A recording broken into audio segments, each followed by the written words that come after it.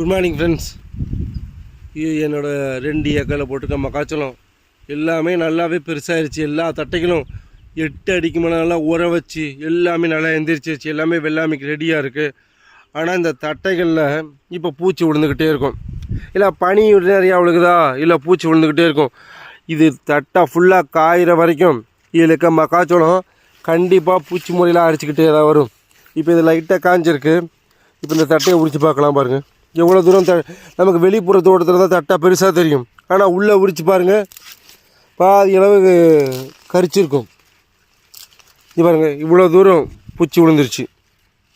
இப்போ இது நாளாக காயலை அப்படின்னா கண்டிப்பாக பூச்சி உள்ளே இறங்கிக்கிட்டே இருக்கும். ஒவ்வொரு பருப்பாக கொஞ்சம் கொஞ்சமாக சாப்பிட்டுக்கிட்டு தான் இருக்கும்.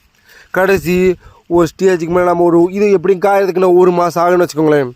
அந்த 1 மாதத்துக்குள்ளே இதில் கருதே இல்லாமல் போயிடும். இதை பாருங்கள், இப்படி ஒடிச்சு விட்டோம்னா அந்த புழுவுக்கு வெயில் ஆகாது. கண்டிப்பாக அதை ஒடிச்சு விட்டா புழு கரிக்காமல் இருக்கும். 2 ஏக்கருக்கு இப்படி ஒடிக்க முடியுமா? வாய்ப்பே கிடையாது.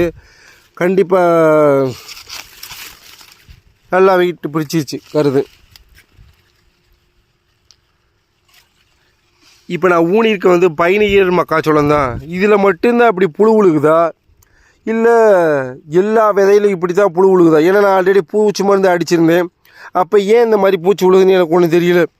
இப்போ இதை பார்க்குறவங்க எல்லாமே இந்த மக்காச்சோளம் ஊனியிருப்பீங்க, சில பேர் விவசாயம் பார்ப்பீங்க. அதில் எல்லாருக்கும் எல்லா ரக விதையில இப்படி தான் புழு விழுகுதா இல்லை விழுகலையா அப்படின்னு கமெண்ட் பண்ணுங்கள். எல்லாமே என்னோடய ஷார்ட்ஸ் வீடியோஸ் எல்லாம் பார்க்குறீங்க.